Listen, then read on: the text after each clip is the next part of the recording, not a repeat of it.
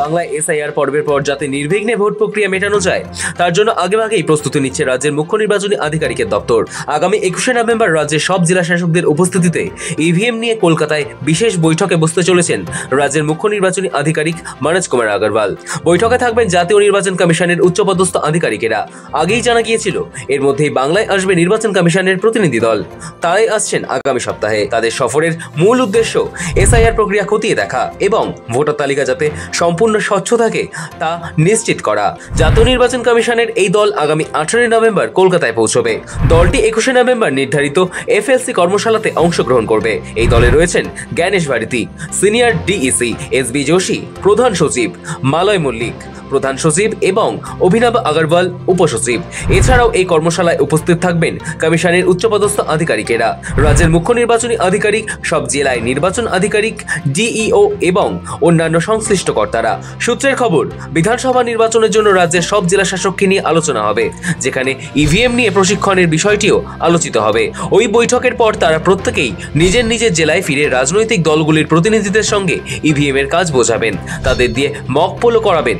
Mock পোলের পরে পুরো বিষয়টি নিয়ে তারা সন্তুষ্ট হলে মক পোল মুছে দিয়ে সিল করে পাঠিয়ে দেওয়া হবে। হাতে বেশি সময় নেই, তার আগে থেকেই প্রস্তুতি সেরে রাখতে চাইছে কমিশন। বাংলায় ইতিমধ্যেই চলছে বিএলওদের অভিযান। বাড়ি বাড়ি গিয়ে এনুমারেশন ফর্ম দিচ্ছেন তারা। কমিশনের প্রতিনিধি দল কলকাতা সহ দক্ষিণবঙ্গে এসআইআর এর কাজের অগ্রগতি কেমন তা পরিচালনা করবেন।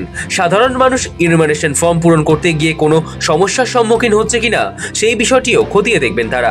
মনিটরিং এর উপর ভিত্তি করে সেই রিপোর্ট তৈরি করে কমিশনের কাছে রিপোর্ট জমা দেবেন। নির্বাচন কমিশনের সর্বশেষ পরিসংখ্যান বলছে রাজ্যে এখনো পর্যন্ত 7.45 কোটি অর্থাৎ 97.33% ফর্ম বিলি হয়েছে। তবে পশ্চিমবঙ্গের সব এলাকায় সমান অগ্রগতিতে এই কাজ হয়নি বলেও ধরা পড়ছে কমিশনের এই সাম্প্রতিক রিপোর্টে।